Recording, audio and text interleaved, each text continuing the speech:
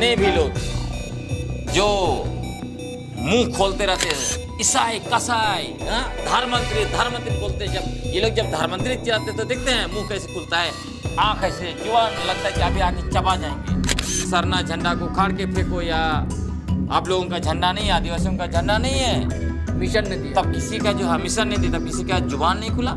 हाँ, भाजपा सांसद लोकसभा में डंके के चोट पर कहा कि मैं सरना कोड का विरोध करता हूँ, किसी का जुबान नहीं खुला।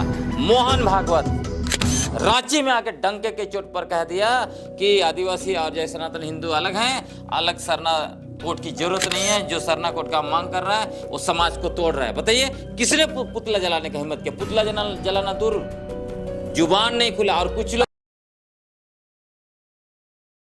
साथियों सलाम, नमस्ते, सत श्री अकाल और जय भीम जोहार। बचपन से हम सुनते आए दोस्तों, डिवाइड एंड रूल, फूट डालो और राज करो। लेकिन क्या राष्ट्रवादी अपने आप को कहने वाले संगठन भी जब ऐसी हरकत पर उतर पड़े तो क्या होगा? और अगर संदर्भ झारखंड का हो दोस्तों, झारखंड जहां अमन पसंद लोग रहते हैं, शांति प्रिय लोग रहते हैं, जहां बरसों से आदिवासी समाज दूसरे समाज के साथ समन्वय के साथ जीता रहा है। यह बात दिगर है कि जल जंगल जमीन का उपभोग तो दूसरा समाज करता रहा, लेकिन उसके संरक्षण की जिम्मेदारी सिर्फ आदिवासियों के कंधे पर ही रही। और उसे ही आज की तारीख में उसके ही जंगल से, उसकी ही जमीन से बेदखल किया जा रहा और नित्य नए नए तर्क गढ़े जा रहे हैं। अब तर्क ये दिए जा रहे हैं कि भाई केवल आप ही प्रकृति पूजक नहीं है, प्रकृति पूजा तो हम भी करते हैं। जबकि सच्चाई ये है, कहना और करना बहुत अंतर होता है। मैं भी कह दूंगा भाई मुझे बहुत अच्छा लगता है, पेड़ पौधे फूल बहुत प्यारे लगते हैं, मैं उस पर बड़े अच्छी गजलें लिखता हूं, लेकिन क्या कभी पानी भी पटाता हूं? क्या कोई फूल तोड़कर ले जाता है उसका मालीगिरी करता हूं? क्या ये काम कौन करता है? ये काम आदिवासी बोले वाले करते हैं। पिता मां जैसा समझते हैं पेड़ को, पौधे को, पहाड़ को, नदियों को। उनका नदियों से आलिंगन जो होता है बालू की खुदाई के लिए नहीं होता है। दरअसल आपको पता है दोस्तों, संघ प्रमुख मोहन भागवत आए थे रांची और कहकर गए कि सरना और आदिवासी यानी कि सरना और सनातन एक है। अब इसको सुनना क्या था? चर्चित आदिवासी लेखक एक्टिविस्ट है जो आप फ्रेम में देख रहे हैं दोस्तों, ग्लैडसन डुंगनू, कई मानवाधिकार सैकड़ों मानवाधिकार मामले की लड़ाई लड़ चुके हैं, किताबें अंग्रेजी, हिंदी और कई विदेशी भाषाओं में इनकी आ चुकी। योजना आयोग के सबसे युवा एक समय सदस्य भी रहे। तो वो बिल्कुल भड़क गए हैं, बमक गए।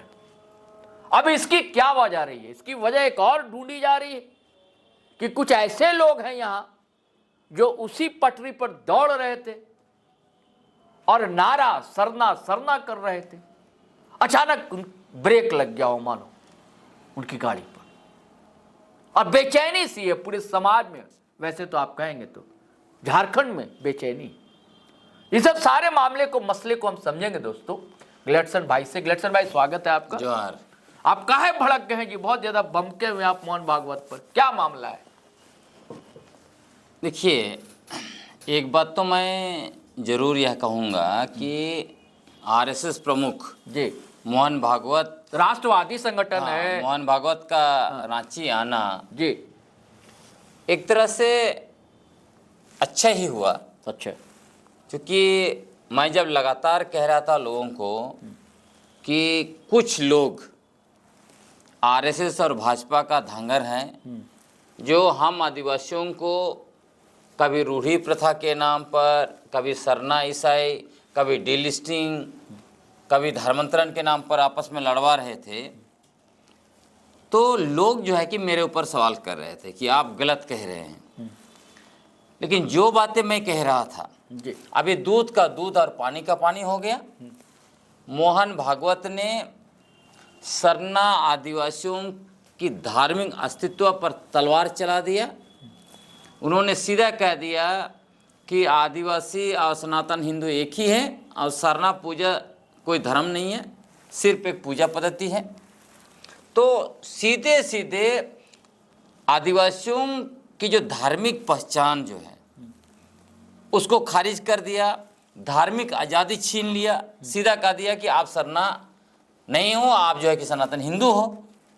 मतलब पूरी दुनिया में आप कहीं ऐसा नहीं मिलेगा, यानी कि कोई आप लोग वर्ण व्यवस्था में आते होंगे। वही मैं कह रहा हूँ, कोई ऐसा समुदाय कहीं दुनिया में कहीं नहीं है जिसको सीधे कहा दिया जाए कि तुम जो है कि मेरा धर्म का हो और तुम्हारा कोई अस्तित्व नहीं है। अच्छा, तो सीधा उन्होंने कहा कि आपका कोई अपना धर्म नहीं है, खारिज कर दिया। दूसरा, आपकी कोई धार्मिक आज़ादी नहीं है, सनातन हिंदू होने के अलावा कोई दूसरा नहीं हो।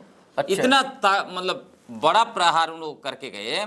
उसके बावजूद जितने लोग हम रूढ़ी जन हैं, रूढ़ी प्रथा वाले हैं, हम ही असली आदिवासी हैं, ये सब जो नैरेटिव बना रहे थे, किसी के जुबान में नहीं पहले मुझे जुबान नहीं खुला। नहीं एक सेकंड किलेक्शन भाई, आप जो धांगर के उस पर बाद में आएंगे। मेरा कहना है कि आप किस ढंग से देख रहे हैं मोहन भागवत के बयान को? देखिए, क्यों ऐसा कहा? क्या पहली बार ऐसा कहा है?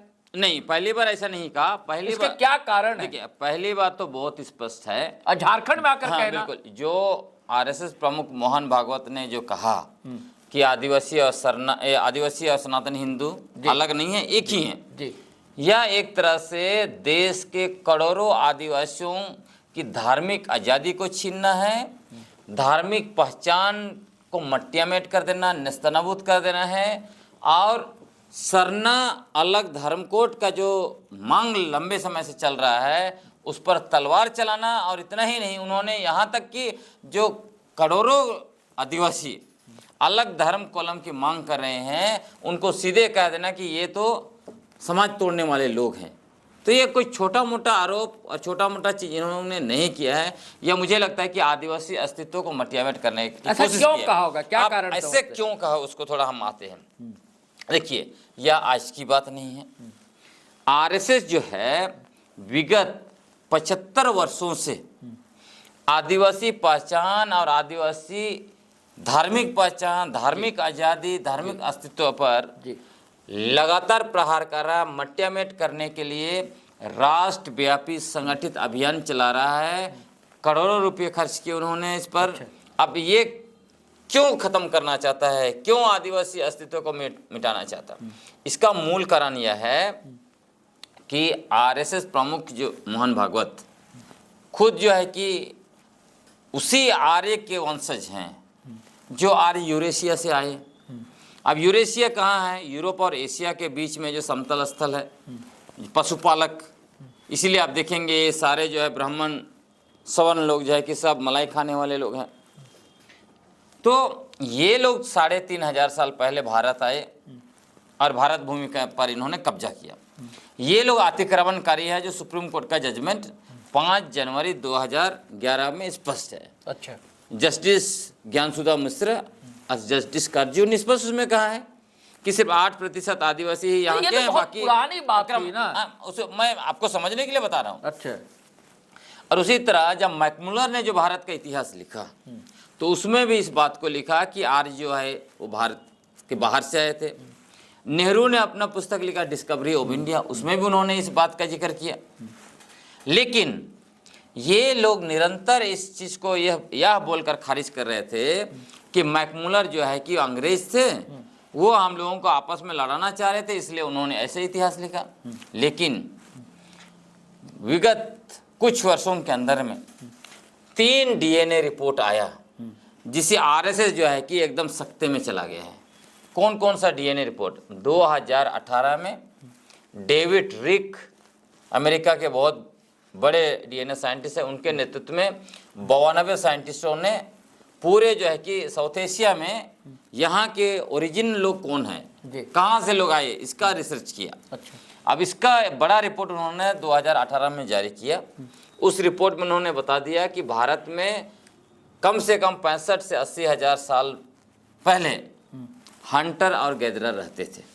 हंटर और गैदरर मतलब शिकार करके जंगलों में जो रहते थे और फूल फाल कंदमूल चुनकर, मतलब शिकारी और संग्रह करता। तो निश्चित तौर पर शिकारी और संग्रहकर्ता तो आदिवासी हैं। और यह भी बता दिया कि ये लोग जो आर्य लोग जो है वो 3,500 साल पहले, मतलब 1500 BC, मतलब अभी का 2000 और पहले का 1500, तो 3,500 साल पहले यहाँ पर आए। दूसरा जो DNA रिपोर्ट आया 2019 में, अब ये जो खुद को आज कहते हैं हम राष्ट्रवादी हैं, सबसे देशभक्त हैं, सबसे बड़े देशभक्त हैं, ये लोग ये दावा करते थे कि सिंधु घाटी सभ्यता से ही हिंदू शब्द निकला। सिंधु घाटी सभ्यता इनका है। और पहले ही लोग खुद को कहते थे अब ये क्या बोलते हैं, वैदिक धर्म। वैदिक से फिर ये लोग चल के आए आर्य धर्म, आर्य से फिर चल के आए हिंदू, हिंदू के बाद आजकल सनातन हिंदू है ना। तो यही जब हिंदू का बात हुआ तो ये लोग कहे कि ये जो सिंधु घाटी सभ्यता जो है वो हमारा है। लेकिन जब DNA रिपोर्ट आया, वहाँ खुदाई किया गया, कहाँ, सिंधु घाटी सभ्यता का बड़ा सा इलाका जो है हरियाणा का हिसार जिला का रखीगढ़ी। अब रखीगढ़ी में खुदाई किया गया है, वहाँ आप जाके आज भी देख सकते हैं। तो वहाँ एक इलाका मिला जहाँ पर एक कब्र मिला, जहाँ 61 कंकाल मिले।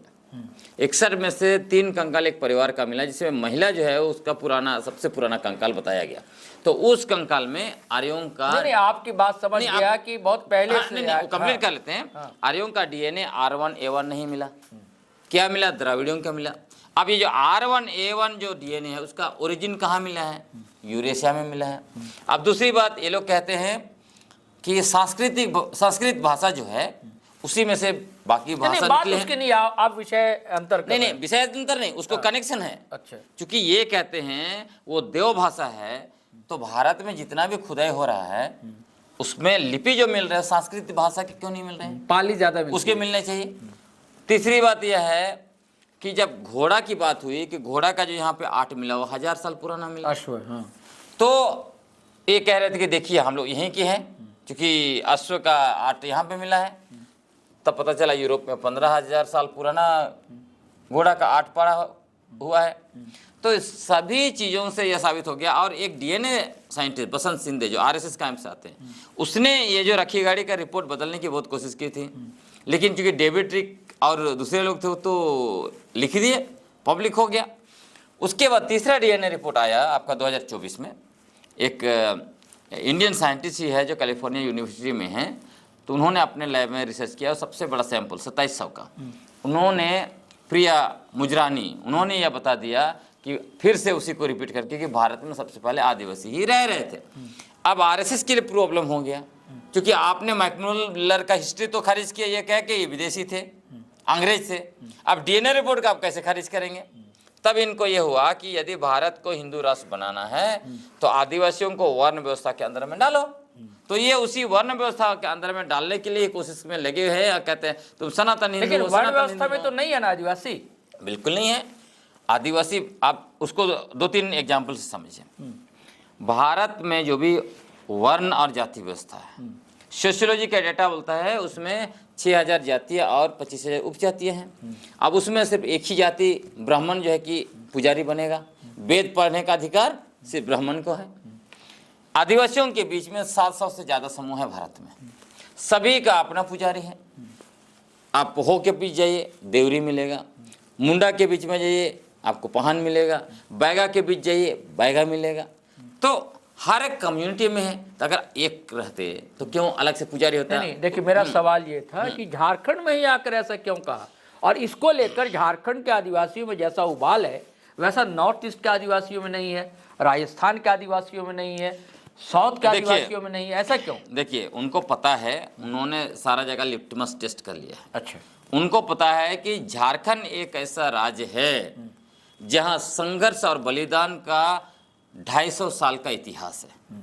यदि झारखंड के लोग स्वीकार कर लिए कि वो भी वर्ण व्यवस्था के अंग हैं, वो भी सनातन हिंदू हैं, तो बाकी जगह उनको बहुत आसान हो जाएगा, जैसे छत्तीसगढ़ में कर पाए, मध्य प्रदेश में कर पाए या सब जगह।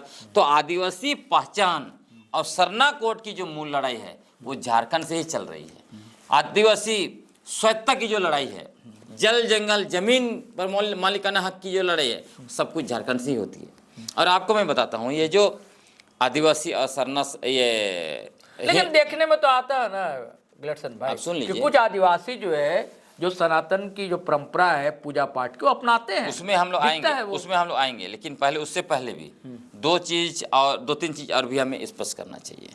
ये जब नैरेटिव बनाते हैं सरना सनातन एक है, संताल सनातन एक है, या कहे अभी इन्होंने कहा कि आदिवासी और जो है कि सनातन हिंदू एक है। पहले तो आदिवासी शब्द उपयोग नहीं करते थे, है अभी ना? जनजातीय करते हैं, शब्द, वनवासी हाँ, जनजातीय। आदिवासी शब्द को मिटाने के लिए इन्होंने बहुत अभियान चलाया, वनवासी वनवासी करके, उसको हम लोगों ने खारिज कर दिया। अभी भी आदिवासी शब्द हाँ, का इस्तेमाल बिल्कुल। कम होता है, अभी भी, लेकिन जनजातीय थोड़ा बहुत हाँ, मुंह से निकलना शुरू हाँ, हुआ है ना? ये हमारी जीत है। अभी ये जो सरना सनातन जो एक है बोलते हैं, या संताल सनातन एक है बोलते हैं, या फिर आदिवासी और हिंदू एक है बोलता है, बेसिक डिफरेंस देखिए, मैंने पुजारी का आपको बता दिया। बेसिक डिफरेंस क्या है?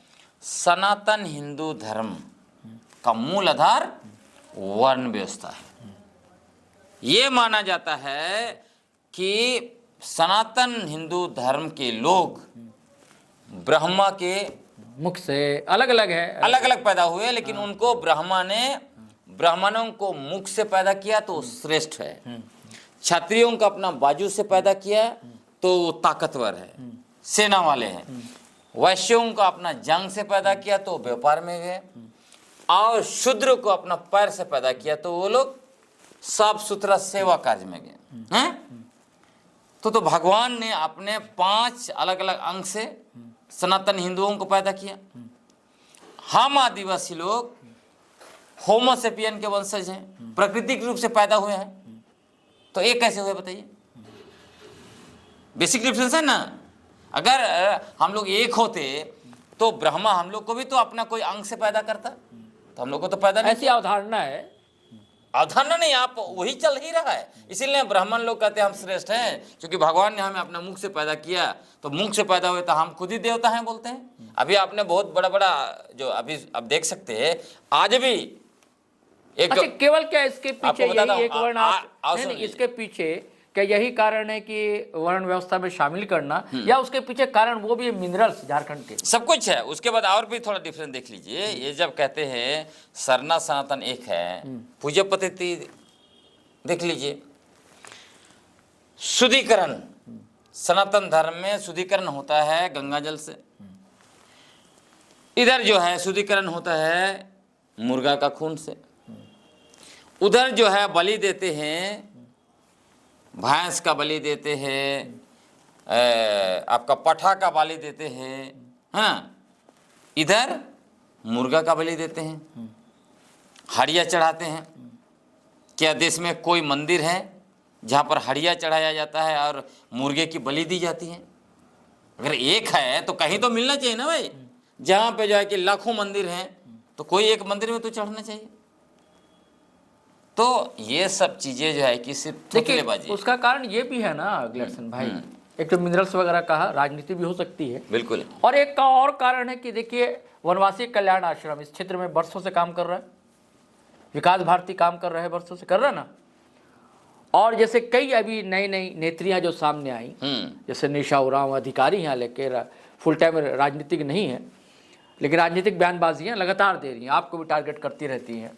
निशा उरांव है, निशा भगत है, तो इन लोग के भी जो ये है मतलब पूजा पाठ है, कहेंगे दिखता है, वो सनातनी भी दिखता है, इनका व्यवहार में दिखता है, और वैसे अवसरों पर वो शामिल भी होती हैं। तो यह भी तो बल मिलता है।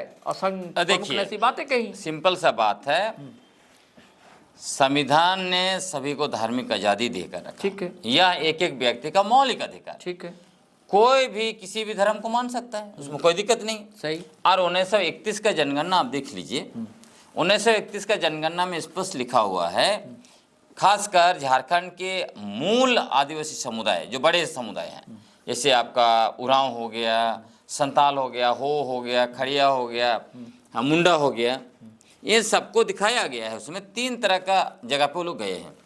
एक तो दिखाया जो मूल जी प्राकृतिक पूजक कह सकते हैं जी, या सरना धर्म को मानते हैं, वो। दूसरा लिखा गया है हिंदू धर्म में धर्मांतरित, उसमें लिखा हुआ है, उसमें उनकी संख्या बहुत बड़ी है।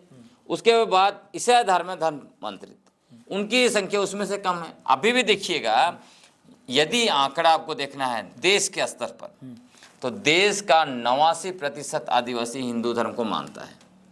मात्र जो है 5% आदिवासी ईसाई धर्म को मानता है, और उससे भी 1.4% आदिवासी खुद को सरना धर्म वाले मत बोलते हैं। आप किस आधार पर? देश के आधार पर, किस आधार पर? रिसर्च हुआ है, एक रिसर्च रिपोर्ट आपको बता रहा हूँ। उसके बाद अगर झारखंड, फिर तो मोहन भागवत सही कह रहे हैं ना। हाँ, इसके बाद झारखंड का बात कर रहे हैं। नहीं, अब झारखंड का, ये झारखंड में 37.7% आदिवासी सनातन हिंदू धर्म को मानता है, मतलब उसमें कन्वर्ट हुआ है।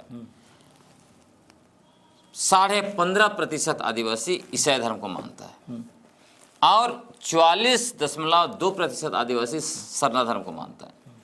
1.7% आदिवासी इस्लाम और बाकी जो जैन वन बौद्ध टाइप का आप देख सकते हैं। तो नहीं, जो आप कह रहे हैं मोहन भागवत जो कह रहे हैं, दोनों चीज है।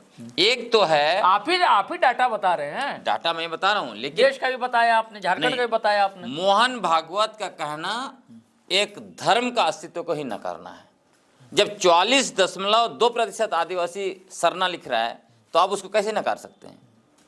37.7 हिंदू को मानता हूं, कन्वर्टेड है। नहीं, कहीं इसका कारण ये भी तो नहीं है गिलटसन भाई कि हमें कोड नहीं मिला आदिवासियों को, तो सनातन हिंदू लिख देते हैं? नहीं, इसका सीधा सब, हाँ बिल्कुल हुआ क्या है, ब्रिटिश हुकूमत के समय में अलग कोड था, इन लोगों ने देखा, आदिवासी रिलेटेड था ना, इतना तो ठीक उसी को है। मैं कह रहा हूं। तो उसी समय में इन लोगों को इस बात का डर लग गया, यदि आदिवासियों की अलग धार्मिक पहचान रह गई, उसी तरह आदिवासियों की यदि अलग नस्ली आइडेंटिटी रह गया, तो आने वाले समय में आदिवासी दावा करेगा कि भारत देश के प्रथम निवासी और मालिक हम हैं, यहाँ के सारे संसाधन पर पहला हक हमारा बनता है।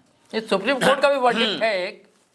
इसीलिए इन्होंने क्या किया, ये जो आदिवासियों का अलग धर्म खोलन था, सीधा सनातन हिंदू में मर्ज कर दिया।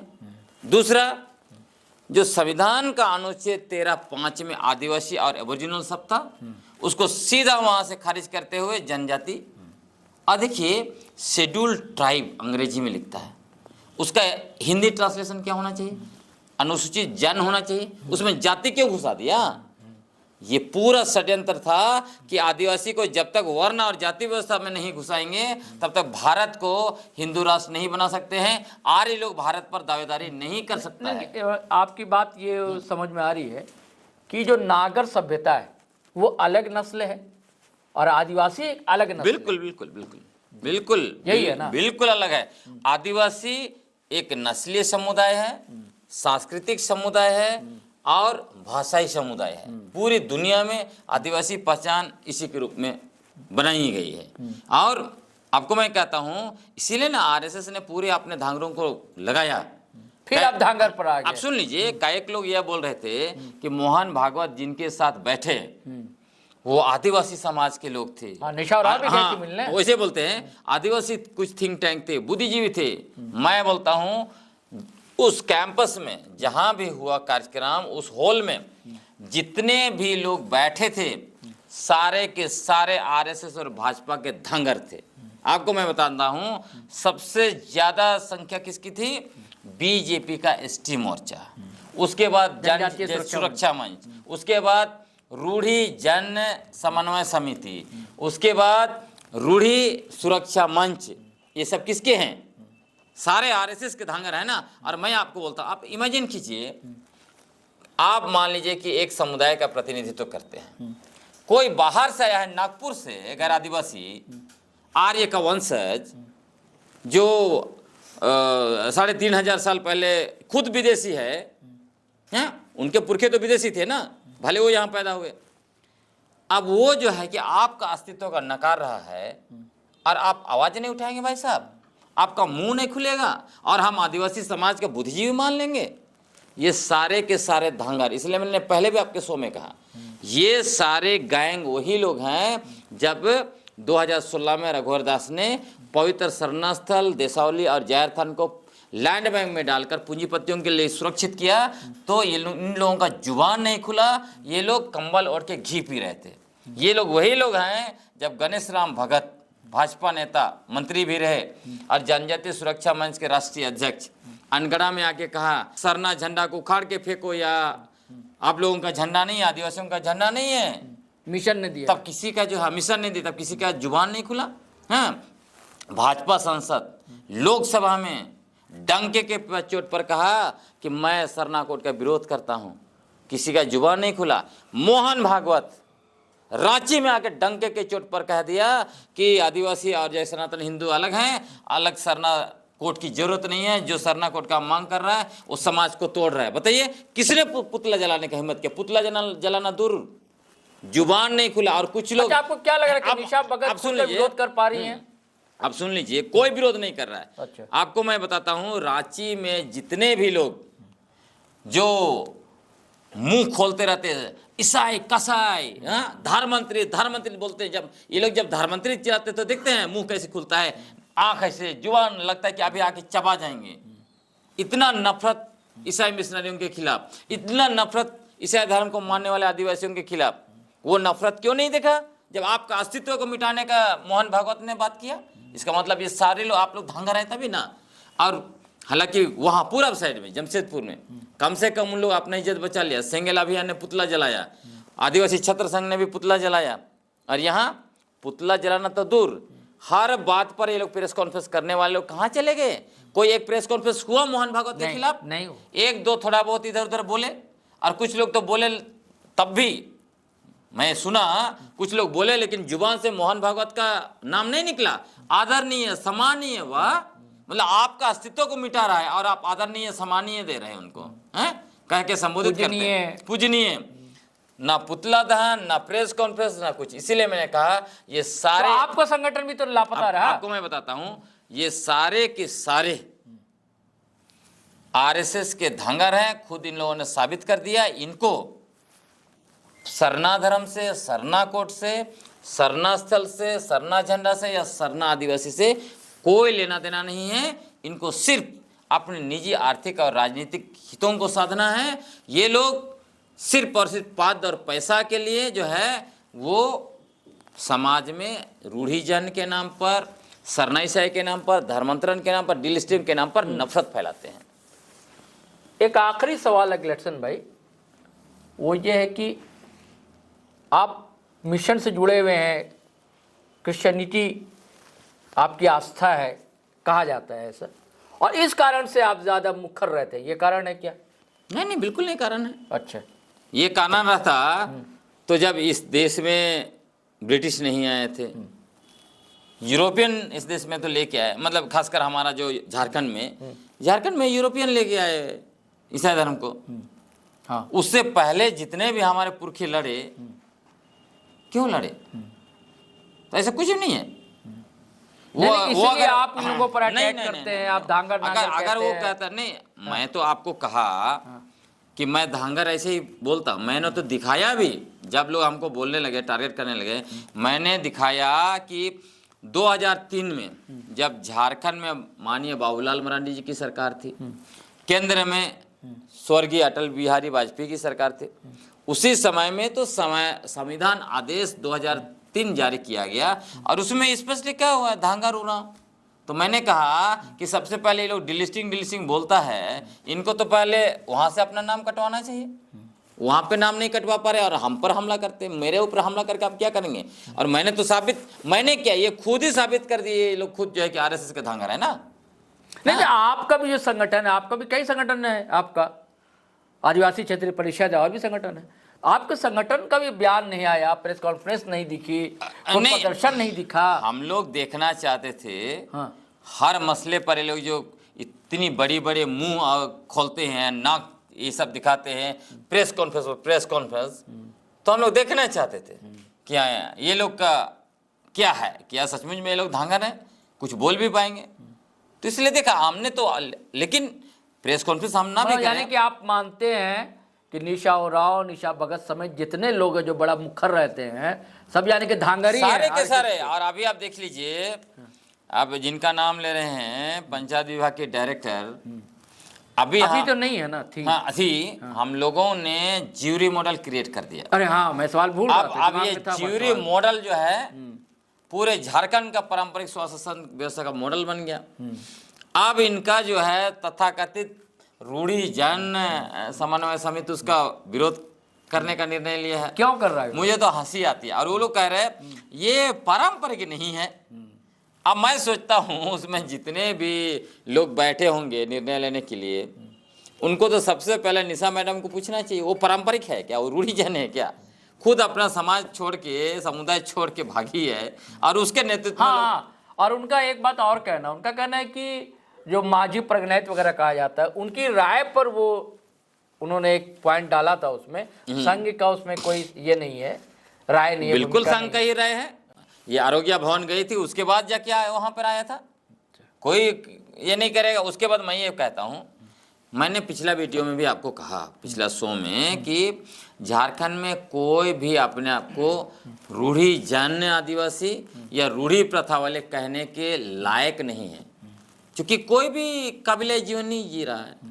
सब जो है कि मतलब अधिकतर तो निकल गया वहाँ से, बहुत कम लोग जो है कि सेमी कबीलाई जीवन जी रहे हैं। आप मान लीजिए कि ये जो हतू मुंडा हैं या फिर जो परगनाइत हैं या पढ़ा राजा वगैरह हैं, जिसका एक खूब रिप्रेजेंट दे रही है, वो खुद भी मानती है। आप सोचिए, उसका भी क्या होड़ो कहते हैं क्या, देखे क्या डोकलोर, हाँ डोकलोसोर। आप सोचिए कि जब सारे लोग मोबाइल उपयोग कर रहे हैं, रूढ़ी प्रथा का व्यवस्था है, हमारे पुरखे तो जो है कि सखुआ पत्ता घुमाते थे। ठीक है। तो मैं इसलिए बोल रहा हूँ कि हमने क्या किया ज्यूरी मॉडल में, ज्यूरी गांव ऐतिहासिक गांव है। धरती आबा भगवान बिरसा मुंडा का जो बिरसा उलगुलान था, उसमें 3 महिलाएं वहाँ से शहीद हुई थी, और वही जो है कि शहीद परिवार का बेटा अभी हाथू मुंडा है, हाथू मुंडा बिन सही मुंडा है ना। अब जो है कि ये कहती हैं ये पारंपरिक व्यवस्था नहीं है। हमने पारंपरिक व्यवस्था में उसमें क्या कर दिया, महिलाओं को डाला, हाँ कुछ युवाओं को डाला, तो कह रहे ये पारंपरिक व्यवस्था नहीं है। और ये खुद मैडम जब पेशा नियमावली बनाना था तो क्या की, पंचायत व्यवस्था को जेपीआरए के थ्रू हमारे पारंपरिक स्वशासन व्यवस्था पर थोप दी, हतू मुंडा पर जो है मुखिया को जो है कि बैठा दी, और पारंपरिक स्वशासन व्यवस्था ग्राम सभा पर नौकरशाह को थोप दी, और खूब जो है कि रूढ़ी प्रथा परंपरा चिल्लाती रहती है। मेरे पास तो इनका लिखित दस्तावेज है ना निशा मैडम का, तो मैं तो बखिया उधेड़ रहा हूँ, इसलिए इसको बोल रही है। आप सोचिए, ये बोलती है ज्यूरी जो है कि हमारा पारंपरिक मॉडल नहीं है, ये पारंपरिक और आधुनिक का समावेश है। और मैं आपको बताता हूँ, आज सारे का सारे आदिवासी पारंपरिक और आधुनिक का समावेश ही है, और अधिकतर शहर में रहता है, उसके पास अच्छा, ये जो सारा प्रकरण अभी सामने आया, इसको लेकर आप लोगों की रणनीति क्या होगी, कैसे इसकी काट करेंगे? देखिए संघ के तो अनुषांगिक संगठन बहुत है, गांव-गांव तक फैले हुए हैं, देखिए वो अपना प्रचार प्रसार करेंगे, उनका आप क्या देखिए करेंगे? उनका अपना चल रहा है। अभी जो है निशा मैडम ज़्यादा उछल कूद क्यों कर रही है, क्योंकि अभी तो संघ का प्रोग्राम में गई और कितना आदर सम्मान के साथ जो है कि मोहन भागवत को एड्रेस कर रही थी, मीडिया में हमने देखा।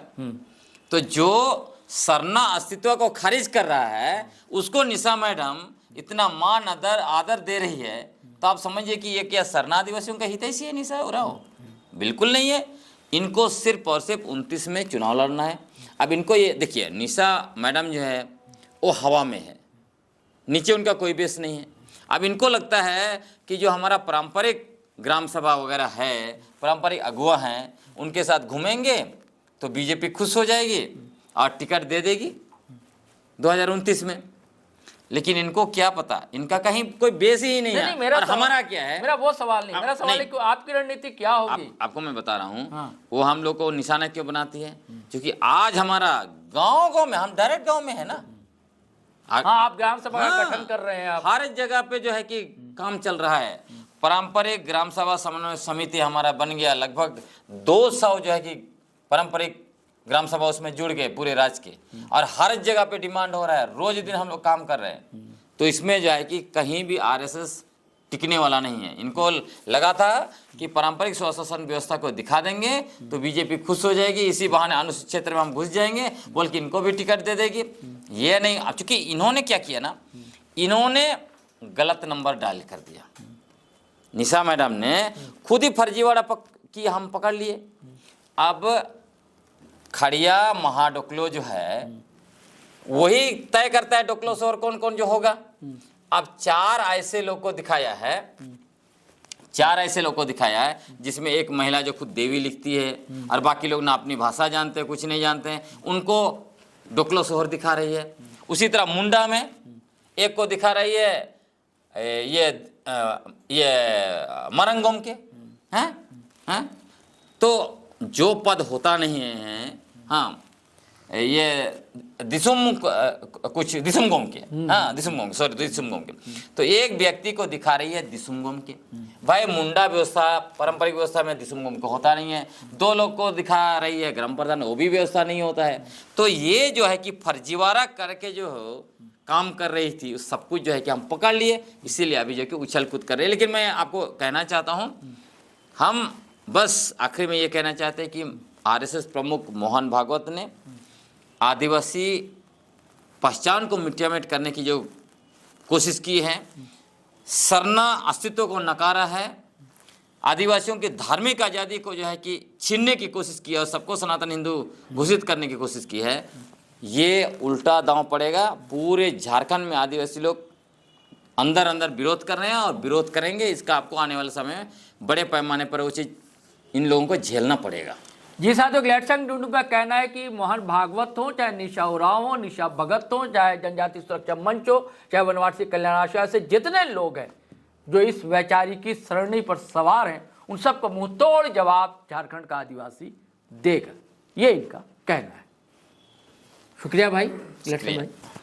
तो साथियों, आपने अपने विचार ज़रूर दर्ज कीजिएगा, लेकिन आपसे गुजारिश है कि अगर आपने हमारा चैनल सब्सक्राइब नहीं किया तो कर लीजिए। फेसबुक पर भी आप आएंगे तो अच्छा लगेगा, वहाँ भी वीडियो शेयर किया करें। और ये तो वीडियो आप शेयर करेंगे धनाधन फटाफट खटाखट। ग्लेडसन भाई आम आदिवासी नहीं है, बुद्धिजीवी हैं। बहुत कम लोग अब रह गए हैं इस समाज में भी जो सोचता है, पढ़ता है, लिखता है और बड़ी प्रखरता से अपनी आवाज़ जहाँ ज़रूरत होती दर्ज करता है। तो चलिए साथियों, चलते हैं। जय हिंद, जय भारत।